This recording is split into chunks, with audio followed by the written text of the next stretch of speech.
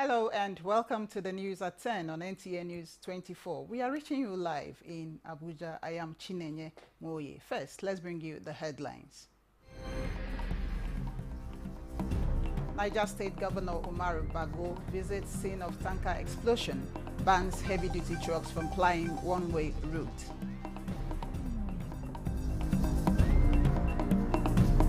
Nigeria officially joins BRICS as a partner country to leverage economic opportunities and foster global collaboration.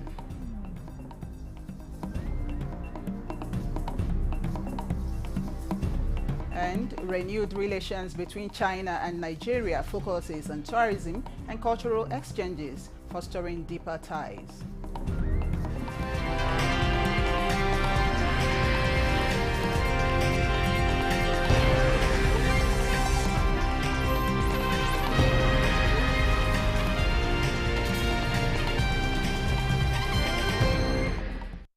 Many thanks for joining us. Federal government has announced that Nigeria has accepted the invitation to join BRICS as a partner country. A statement by the acting spokesperson of the Ministry of Foreign Affairs, Kimiebi Ebienfa, says the partnership will help align Nigeria's aspirations for inclusive growth and regional integration in line with the best practices of strategic autonomy. By leveraging this partnership, Nigeria will further advance its shared goals in areas such as trade and investment, energy security, infrastructure development and technology, as well as climate change, he says. The ministry points out that the formal acceptance to join the BRICS as a collective of major emerging economies presents a unique platform that highlights Nigeria's commitment to fostering international collaboration, leveraging economic opportunities, enhanced trade and investment, and socio-economic cooperation with member countries. The ministry expresses hope to engage constructively with BRICS members to drive innovation and foster people-to-people exchanges in alignment with national interests and strategic priorities. The School of Journalism and Communication at Tsinghua University, China, is engaging stakeholders at a symposium on China and Nigeria to chart civilization exchange at the University of Abuja. Suleiman Abdul-Wahab reports. My people, good people, God bless Nigeria. God bless this great nation.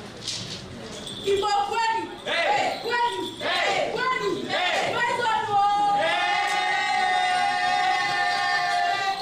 The event featured cultural exchanges with traditional dances, Nigerians, Igbo, Fulani, Yoruba, and Gbagi group, alongside Chinese performance.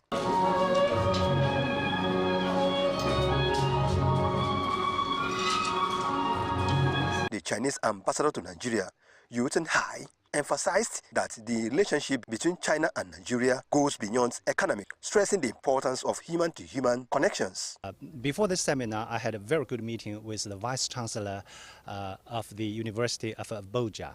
And I think the Vice Chancellor expressed a strong interest to establish jointly with Chinese universities, Confucius Institute here in the University of Abuja.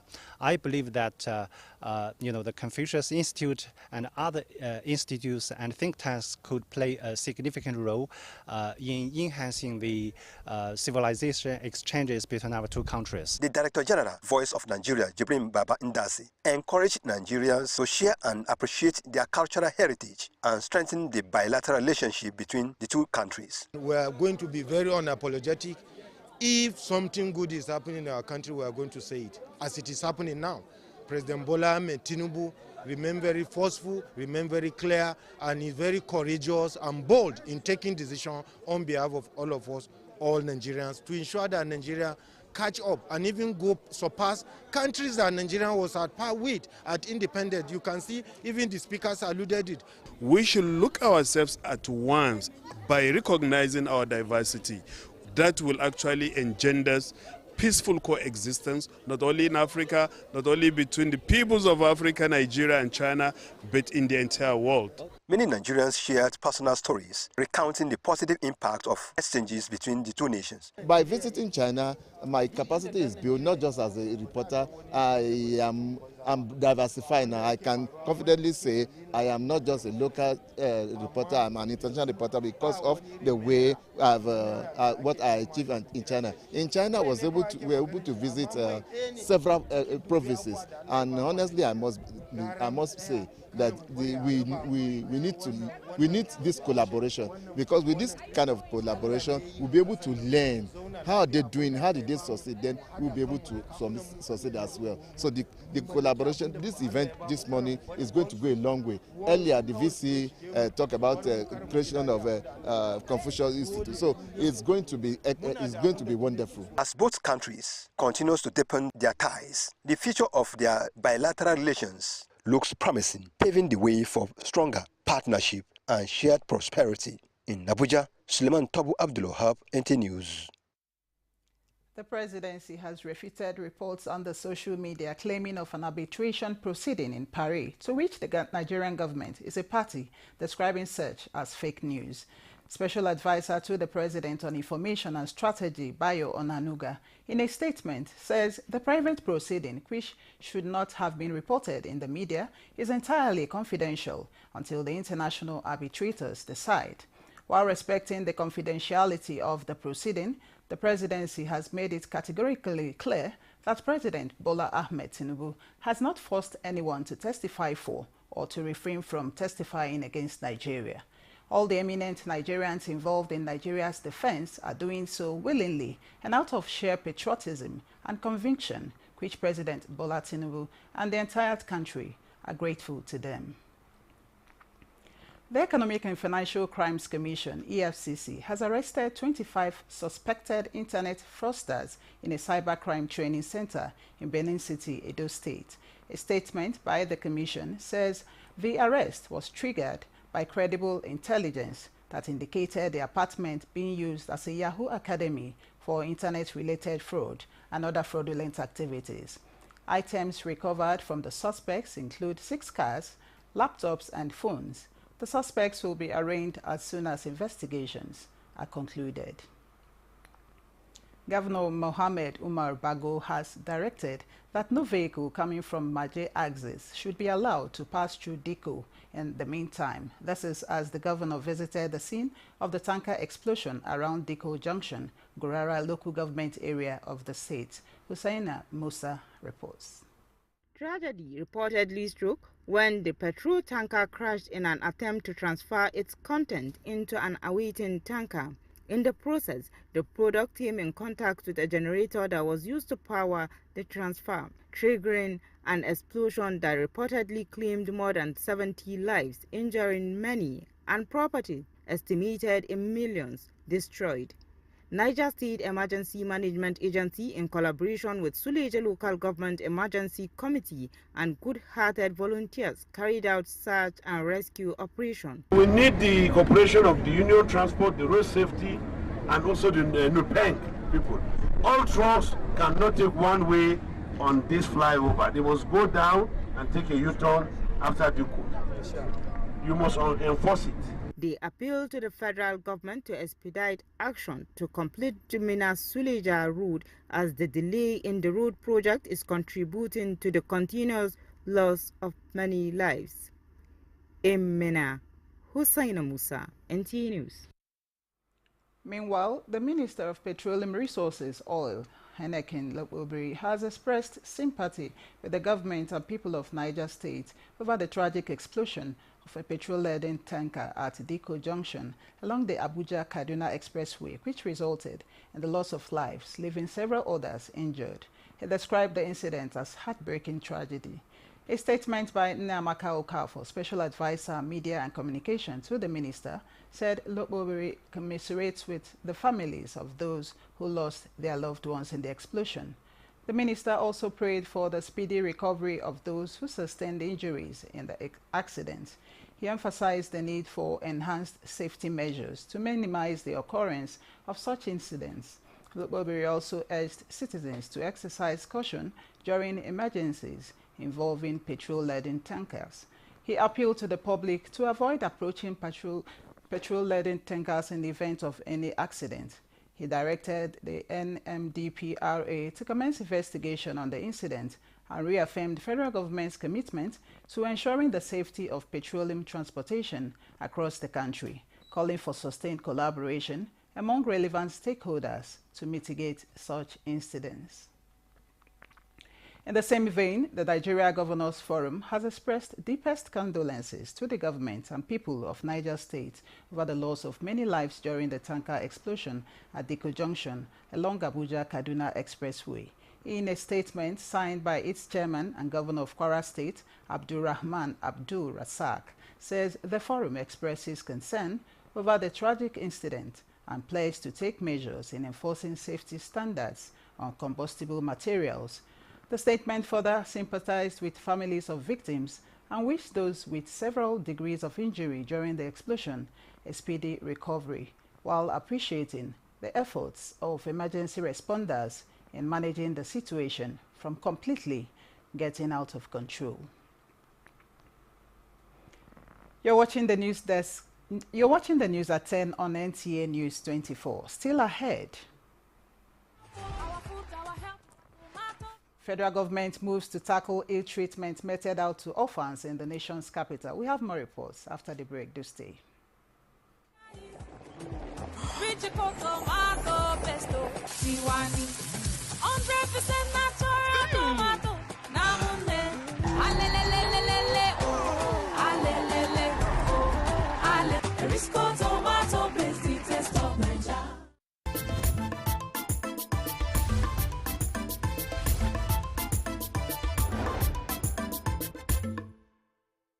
Many thanks for staying on.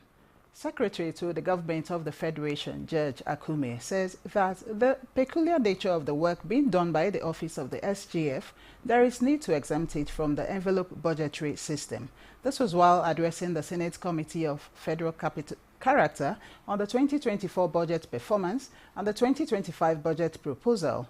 Represented by the Permanent Secretary, Akume said this was critical to successfully execute the many policies of the Tinubu administration.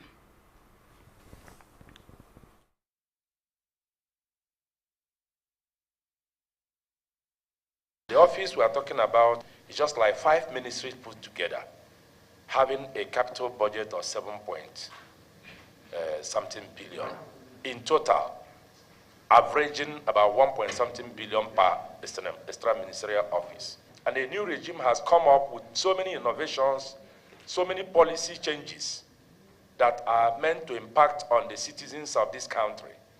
And the office of the AGF is the engine room driving all these policies. Speaker after speaker has commended the work you put together by way of your proposal. So I want to join them to say that what you put together has a lot of professional inclination. So I congratulate you and thank you for that. Marshal of the FRSC, Shehu Mohammed, and other agencies also appeared before the committee to defend their 2025 proposals. Everybody should be on board to make sure that this carnage of road traffic crashes can be reduced. But it cannot be done by FRSC because it is a shared responsibility, it is holistic. And we, here in this country, we have seen that more emphasis is given to peace and security. But then we have forgotten that safety is first. Minister of Women Affairs, Iman Suleiman Ibrahim, has commenced visitation of the over 91 orphanages in the nation's capital, in line with the First Lady's mandate to review the Child Rights Act of 2003 and the existing laws covering the establishment and operations of orphanages in Nigeria. The minister, during her visit to the first orphanage in Gwagwalada area of the FCT, explained that the move is aimed at curbing ill treatment in such homes and making them more responsive to well-being of the children. A pilot state for everything that we do. So we're reviewing even adoption protocols, even orphanages, the certification. We're going to review everything so that we'll make sure that, you know, an instrument that is used to protect people like an orphanage should serve that purpose. The overall benefit is a strengthened response to social protection. The case and call to action, which has come through the instruction, directive an intervention of the Office of the First Lady. We are simply here in the line of that call to action to present the Federal Capital Territory as a project pilot location for the enactment. Emphasize the commitment of the renewed hope agenda of President Bola Tinubu to ensuring adequate social protection of the citizenry, especially the vulnerable. She donated food items for the upkeep of the children on behalf of the First Lady. The initiative, according to the minister, is a nationwide project with Abuja as the commencement. The World Bank is sustaining intervention in improving access to primary health care centers in Nasarawa State with community mobilization for rural dwellers to leverage investment in the health sector and access the facilities to achieve quality health care for all. Ali Tijani reports that the World Bank and the state government adopted strategies that will encourage rural population patronize healthcare facilities in their domains. 5 kilometers in Nasarawa State, record shows there is a primary healthcare center, bringing the total number of the facilities to 780. With interventions from the World Bank through the Immunization Plus and Malaria Progress by accelerating coverage and transforming service, Impact Project, which is upgrading and equipping primary healthcare centers in the state. The patronage of these facilities by rural dwellers, stakeholders say, is low. The quality of healthcare delivery is top-notch. So we want our people to know that when they go to facilities, they will find drugs available, they will find health workers available. As I'm talking to you now, last year the Nasarawa State Governor engaged not less than 1,800 health workers to support the delivery of health services in the PHCs. To change the narrative and reduce mortality, stakeholders converge and commit to mobilize the rural population to access primary healthcare centers rather than engage services of quackery or self-medication. Nasarawa State Government says it is also supporting the Impact Project with Equity Fund for free delivery services for pregnant women in addition to basic healthcare provision fund. One of the important work of Impact is that revitalization of primary healthcare. This is in synergy with federal government and the state government, but at least it will come to much benefit to the local government and impact to the state in general. Local governments, traditional rulers and opinion leaders all pledge to mobilize rural dwellers and ensure attitudinal change towards primary healthcare centers for a healthier and productive population. Aliu Tijani, NTA News. This is the news at 10 on NTA News 24. Here is a quick look at our major stories. Niger State Governor Umar Bago visits scene of tanker explosion, bans heavy-duty trucks from plying one-way route. Nigeria officially joins BRICS as a partner country to leverage economic opportunities and foster global collaboration.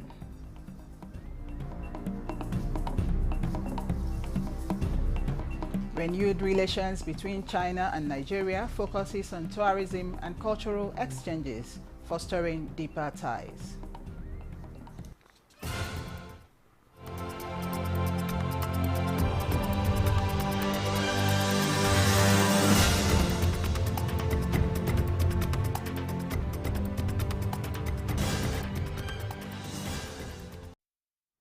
It's glad to know you're still there. Over 1,500 graduates from the Redeemed Christian Church of God's School of Disciples have been commissioned and charged to go into the world to make a difference and make more disciples for Jesus Christ. Thomas Obetere reports that the charge was part of a message delivered by Pastor Ezekiel Odeyemi, the RCCG Continental Overseer of Continent 2 in Abuja.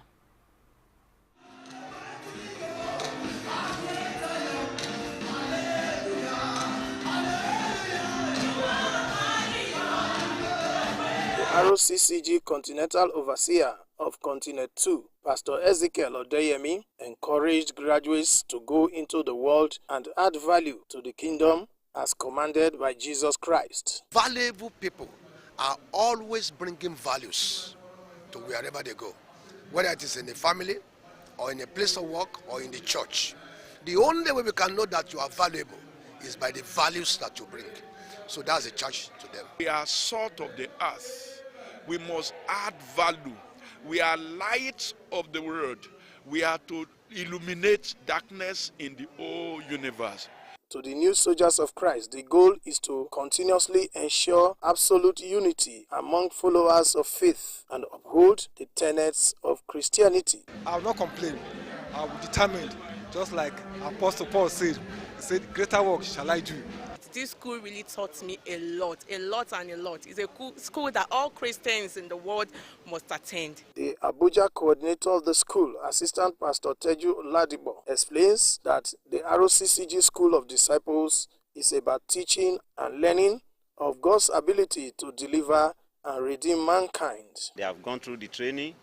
They should live by it, be an example to the world, so that the world will see them and they will see Jesus in them. They are expected to be good ambassadors of Jesus, spreading his message and winning souls for Christ globally. In Abuja, Thomas Ogbetere, NTA News. Although January, the first month of the year, is celebrated by many, the mention of the new month often sends shivers down the spines of many people, which is popularly referred to as the January fever. And it's here again. Clement Barikui in this report tries to unravel the mystery of the month, considered to be the longest in every year, and how many are coping with the fever that comes with it. Calendar, which many countries of the world, including Nigeria, is using, provides 31, originally 30 days for every month except February, which has 28 or 29 days, depending on being a leap year or otherwise. January, like every other month of the year, has 31 days and comes after the world's most popular celebrations, Christmas and New Year. This first month of the year is mostly used by many to plan for other months, and some go the extra mile of making New Year resolutions. It is another January, a month that many are so scared of. In fact, some say January is 3 months in 1 month. But what is so special about January that some are so scared of? It's something I prepared for, so maybe it's the mindset or no. So I don't actually believe in January fever. I don't have it. I don't experience it for now, child. You know, the month is still fresh. I don't do all those traveling enjoyments. That's why. January fever, apart from being a myth, a professor of economics, Emmanuel Uwedeket, attributes it to lack of planning and budgeting. Those that are feeling the heat specifically are those that did not plan. Because there are things that give you notice, like your rent. You know when the contract is going to expire, when you need to renew. You know when the school will resume. So you know what the fees will be. We have come to inherit that information in our minds that, oh, January is like this. January, oh, January, oh, January. That prompting about January drives into the mind of the people the impression, the perception that we hold about January. With few days into January 2025, experts believe it is not too late to wear the necessary shock absorbers that will shield one from the shock that comes with January, be it fear or fever. Clement Barikui, NTA News. And that concludes the news at 10 on NTA News 24. Many thanks for watching. I am Chinenye Moye.